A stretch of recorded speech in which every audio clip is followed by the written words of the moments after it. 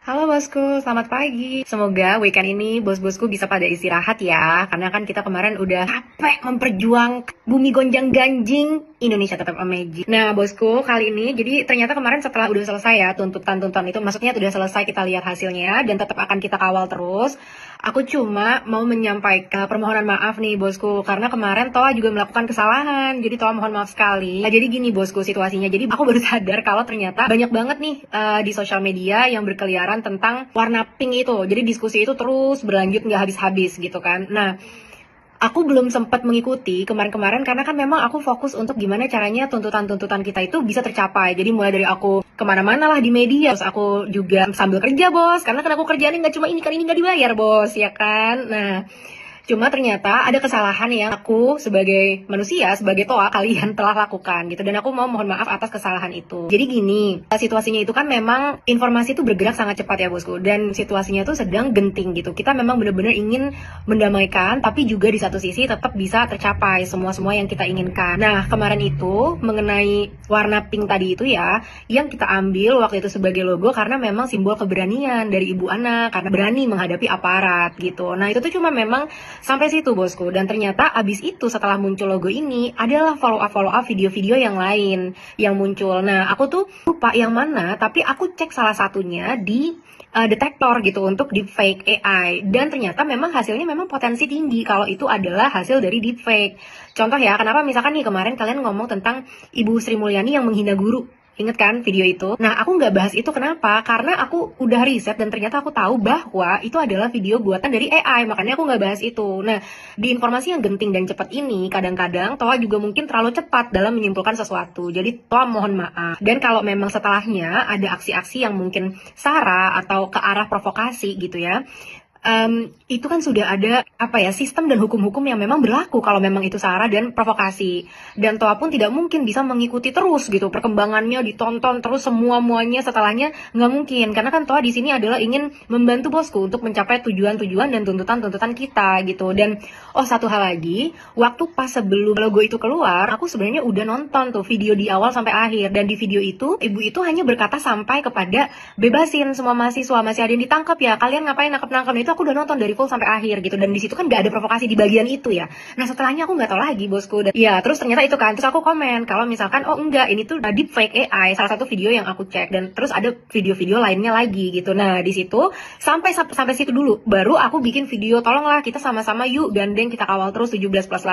Kalian yang ada di pihak kita berarti bagus, kalian yang nggak ada di pihak kita berarti kalian pengkhianat bangsa. Maksudnya dalam artian itu kita nggak perlu ngomongin hal-hal yang mungkin nggak penting dan keluar dari tuntutan, sehingga nanti masyarakat akan tergiring lagi untuk ngebahas hal-hal lain yang tidak sepenting perjuangan kita untuk tuntutan ini. Ingat loh bosku, udah banyak loh yang berguguran di jalan, udah 10 korban yang itu menghancurkan hati kita sekali, belum lagi yang terluka, belum lagi yang ditangkap gitu kan. Jadi maksudku tuh fokus ke sana. Nah, jadi aku mau mohon maaf ya kalau kemarin kata-kataku itu aku terlalu cepat dalam menyimpulkan dan aku salah melihat video yang aku cek. Memang mungkin itu berpotensi deepfake, tapi mungkin ada video-video lain yang aku nggak cek. Aku mohon maaf bosku, karena sama seperti kita mengkritik pemerintah, kita mengkritik orang-orang di partai politik, kita pun harus evaluasi diri sendiri. Dan kalau aku melakukan kesalahan di sana dan aku udah belajar bahwa memang satu, aku nggak boleh terlalu cepat ya dalam menyimpulkan sesuatu gitu. Jadi aku harus riset dulu dan juga aku harus lebih tenang, nggak usah terlalu terbawa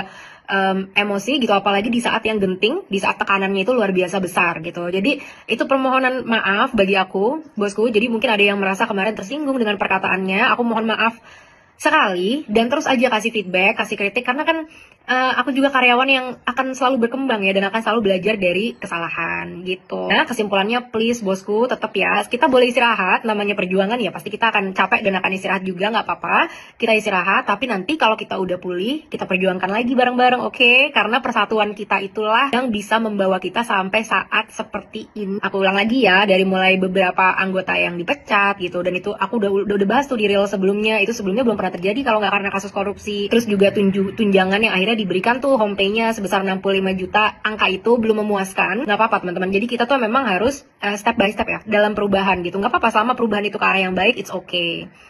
Nah, terus juga yang kedua, mulai nih banyak banget narasi-narasi tentang bahwa aku adalah anak abah, aku adalah anak yatim, teman-teman. Pertama, aku nggak terafiliasi dengan Abah atau dengan siapa, dengan Jokowi. Ada muncul Termul, aku juga nggak ngerti itu apa lagi artinya Termul gitu kan. Nah, aku juga nggak ada afiliasi ke sana.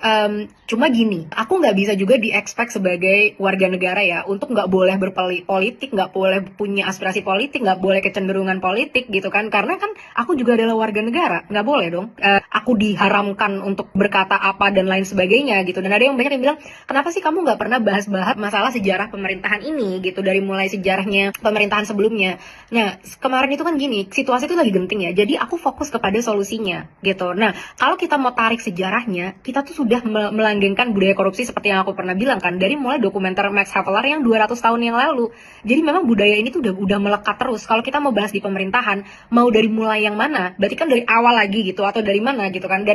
Dan di sini stansku jelas bosku, aku di sini berbicara murni untuk kepentingan masyarakat. Jadi aku nggak ada afiliasi dengan siapapun, tapi siapapun yang mendukung perjuangan kita, maka aku akan anggap mereka adalah teman kita. Tapi siapapun yang sampai saat ini masih juga nggak ikut dalam perjuangan kita gitu ya, maka aku pun akan katakan bahwa mereka bukan teman kita gitu. Jadi sesimpel itu. Siapapun, Pak Presiden kalau mendukung kita dukung, pemerintah kalau mendukung kita dukung, partai politik tertentu kalau mau dukung kita dukung gitu. Jadi kita objektif aja terhadap kesejahteraan rakyat gitu ya. Jadi aku mohon maaf sekali lagi bosku ya, akan aku jadikan ini sebagai pembelajaran. Terima kasih, have a good weekend.